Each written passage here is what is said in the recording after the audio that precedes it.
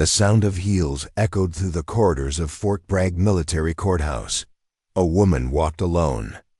Her pace was measured, unhurried, the kind of walk that comes from years of composing oneself before entering difficult rooms. Her face revealed nothing. In her hand, she carried a leather bag, old, worn at the corners, the zipper faded from years of use. The stitching along the handle had been repaired twice. She carried it every day, as if what was inside weighed more than the bag itself. As if setting it down would mean letting go of something she could not afford to release. No one looked at her. No one asked why she was there. She was just another interpreter, another civilian face in the machinery of military justice.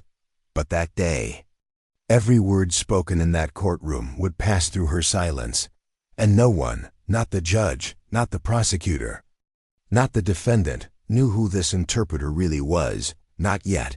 The courtroom carried a heavy stillness even in the early morning hours. Wooden benches had been polished to a dull shine, worn smooth by decades of waiting. The American flag hung in the right corner, its fabric motionless in the climate-controlled air. The military seal mounted behind the judge's bench caught the light, an eagle clutching arrows and olive branches, watching over proceedings it had witnessed 1,000 times. Before the air conditioning hummed low, like the building itself was breathing. The interpreter took her seat at a small table to the left of the witness stand. In front of her sat a microphone, a glass of water, and 3 blank pages of notepaper. She touched none of them. Her hands rested in her lap, still, patient. On her left ring finger, a thin gold band caught the fluorescent light. Plain, unpolished, pressed into the skin after years of wear. The kind of ring that was never removed. The kind that had become part of the hand itself. No one noticed it. The door opened. 2 military police officers escorted a man between them. His hands were cuffed in front of his body, his head slightly bowed, not in shame, but in the weariness of someone who had stopped expecting anything. He wore no orange jumpsuit, just a faded blue shirt and black trousers. The shirt had been ironed, perhaps by himself in some holding facility. Gray had begun to streak his dark hair at the temples. The weariness of years showed beneath his eyes, decades of a life lived between 2 worlds. His name was Tariq Hassan. An Iraqi civilian. The charge: providing intelligence to enemy forces. The interpreter looked at him. He did not look back. Perhaps he chose not to. Perhaps he could not. But in the woman's eyes, for just a moment, almost invisible, there was a flicker, a tremor, like a stone dropped into still water. Then it passed. The judge took the bench. The gavel fell. The proceedings began. The prosecutor spent the first hours buried in documents. Maps, dates, coordinates. The year 2006. Western Baghdad, Fallujah operational zone. An ambush targeting American forces. 3 soldiers wounded, 1 vehicle destroyed. Intelligence reports suggested the attack may have been anticipated by the enemy. Someone had talked. And Tariq Hassan, during that period, had worked as a local interpreter for U.S. forces. The prosecutor argued that the man had betrayed the trust placed in him. A two-faced traitor. Someone who helped Americans by day and fed information to the enemy by night. The interpreter translated every word into Arabic. Her voice was flat, her tone neutral, her face a mask of stone, but her hands trembled slightly. A vibration so small it could have been imagined. No one noticed. In the afternoon, the defense attorney took the floor. Tariq Hassan's story was different. The man had worked with U.S. forces since 2003. He had served as interpreter on dozens of operations, walking into danger alongside soldiers who could not speak his language. He had worked directly with intelligence officers. He had risked everything. His family had been threatened, his home set on fire, his brother kidnapped and returned with 2 fingers missing and a warning. He did not stop. And in 2004, in Fallujah, He had saved the life of an American intelligence officer. The interpreter paused for a moment as she translated this sentence. Just a moment. A fraction of a second longer than necessary. Then she continued. The defense attorney laid out the details. November 2004, the Second Battle of Fallujah. Street-to-street combat. Buildings reduced to rubble in hours. Tariq Hassan had been guiding a U.S. intelligence team through hostile territory. They were ambushed inside a building. The intelligence officer was shot in the leg, the bullet shattering bone. The team scattered. Tariq Hassan could have run. He did not run. He lifted the wounded officer onto his back, carried him 3 blocks under. Fire alone. The officer survived. But the story did not end there. 6 months later, that same officer was killed in another operation. An ID explosion near Baghdad. Death was instantaneous. And Tariq Hassan, from thousands of miles away, traveled to the United States to attend the officer's funeral. He was the only Iraqi there. The interpreter's voice faltered slightly as she translated this. No one noticed, but the judge looked at her, a long, careful look. The kind of look that came from years of reading faces. Then he turned away. On the second day of the trial, something unexpected happened. The defense called a new witness, retired U.S. Army Major Robert Chun. He had served in Fallujah in 2004. He knew Tariq Hassan personally. The major took the stand. His medals gleamed on his chest: Bronze Star, Purple Heart. Combat Action Badge. The ribbons told a story of their own. He was sworn in, and then he began to speak. He described what Tariq Hassan had done that night. How he had stayed in the middle of the firefight when he could have run. How he had moved through streets he knew by heart, ducking into doorways, dragging a bleeding man toward safety. Then the major paused. He took a deep breath, and he said this. The officer Tariq saved that night was Captain Daniel Reed. A ripple passed through the courtroom, murmurs shifting. Bodies. The judge frowned.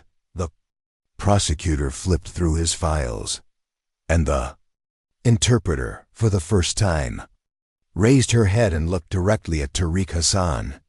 Was looking back at her.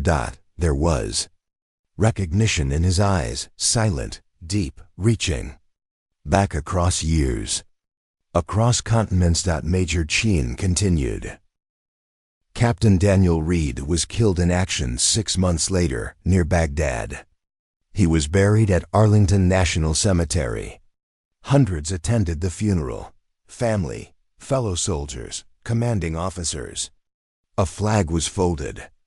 A bugle played, but one man stood alone. Behind everyone else. Tariq Hassan, the Iraqi interpreter. He held a single flower in his hand, a wilted white rose, and he was weeping. Silently. Without shame.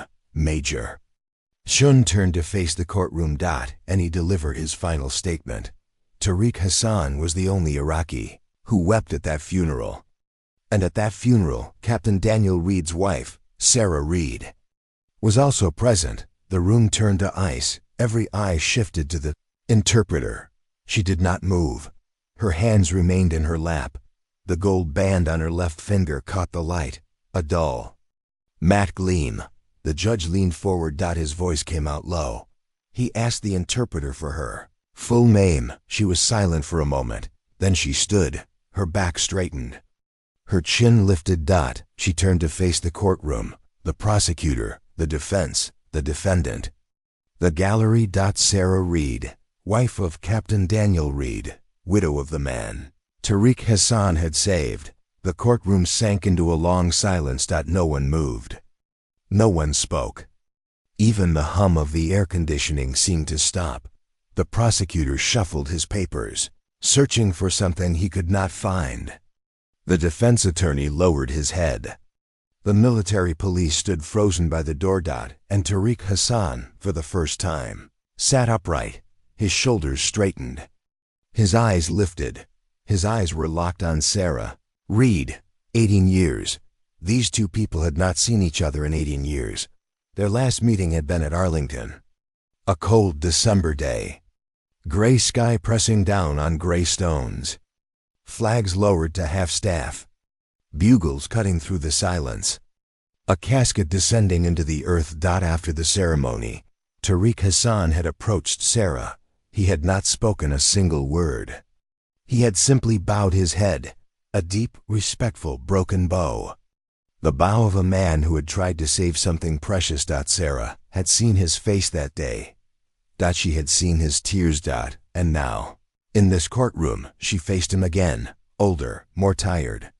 But the same eyes. The judge cleared his throat.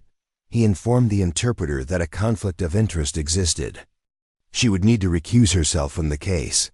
Sarah Reed nodded. She acknowledged the conflict, but she said she would not step down. The courtroom stirred. Again. The judge's frown deepened. He reminded her this was a court order before she answered. Sarah Reed looked at Tariq Hassan. He was watching her. There was something in his eyes, not gratitude, not shame, not fear. Only a quiet acceptance. Sarah spoke. Her voice was calm, but it carried the weight of steel. She told the court she had not been randomly assigned to this case. She had requested it. The prosecutor shot to his feet in objection. The judge struck his gavel. Silence. Sarah continued. She told the court that when her husband, Daniel Reed, was shot in Fallujah in 2004, he was alone. His team had scattered. Enemy fire came from every direction. Blood poured from his leg. He could not move. The man who saved her husband that night was now sitting in the defendant's chair. Tariq Hassan had carried her husband 3 blocks. Under fire. At the risk of his own life. For an American officer he barely knew, and 6 months later, when her husband was killed in another operation, Tariq Hassan came to the funeral. He flew thousands of miles, alone, knowing no one, simply to pay his respects. He was the only Iraqi who wept that day. Sarah paused. She drew a deep breath. She admitted she could not serve as an impartial interpreter in this case. That much was true, but she could serve as a witness, and her testimony was this. Tariq Hassan was not a traitor. Tariq Hassan was a hero, and this court today would decide what it did with a hero. The trial continued for 3 more days. New witnesses were called. New documents examined. The prosecution's case weakened. The defense grew stronger. And finally, the jury delivered its verdict. Tariq Hassan, acquitted of all charges. When the verdict was announced, there was no applause in the courtroom. No cries of joy. Only a deep, heavy silence. Tariq Hassan rose to his feet. His handcuffs were removed. He rubbed his wrists, free for the first time in 18 months, but he did not celebrate. He did not smile. He simply turned and looked at Sarah Reed. She was still seated at the interpreter's table, hands in her lap, back straight, face unreadable. Tariq Hassan walked toward her. His steps were slow, deliberate. He stopped in front of her. For a moment, neither of them spoke. Then Tariq Hassan slowly, with reverence, bowed his head. The same bow. The same as Arlington. The same as 18 years before. Sarah Reed stood. She extended her hand. Tariq Hassan took it. 2 hands, one American, one Iraqi, clasped together. There were no words. Words were not needed. Some bonds are forged in war. Some debts are never repaid, only carried. And some stories are written not in court records, but in the chambers of the heart. That night, Sarah Reed returned home. The house was quiet. It was always quiet now. The kind of quiet that settles into walls, into furniture, into spaces where another voice used to be. She opened the old leather bag from inside. She withdrew a folded photograph. The edges were soft from handling. The colors had faded slightly. 3 people in the frame. Daniel Reed in uniform, young and confident. Sarah beside him, also young, also smiling. And in the background, slightly blurred, slightly distant, Tariq Hassan. Fallujah. 2004. The last photograph where everyone was still alive. Sarah studied it for a long time. Then, carefully she placed it back in the bag and closed it. The sun was setting. A soft orange light fell over Arlington Cemetery. Thousands of white headstones glowed quietly in the dusk, and among them, somewhere lay Daniel Reed. He knew now his wife was still protecting, not his enemies, his friends. Silently. In his name, some people die on the battlefield. Some return from battle and spend the rest of their lives fighting a different war. But true heroes, they neither fire nor take fire. Simply do the right thing at the right time, in the right place. And then they step back. Quietly. No one applauds them. No one knows their names, but their impact, like ripples on water, reaches the shore years later. Was Tariq Hassan a hero? Was Sarah Reed a hero? Perhaps. Perhaps heroism is not grand gestures. Perhaps heroism is simply remembering and refusing to forget, and waiting for the right moment. And when that moment comes, standing up without fear, without hesitation. Sarah Reed stood up that day. And Tariq Hassan walked free. That simple, that difficult, that human.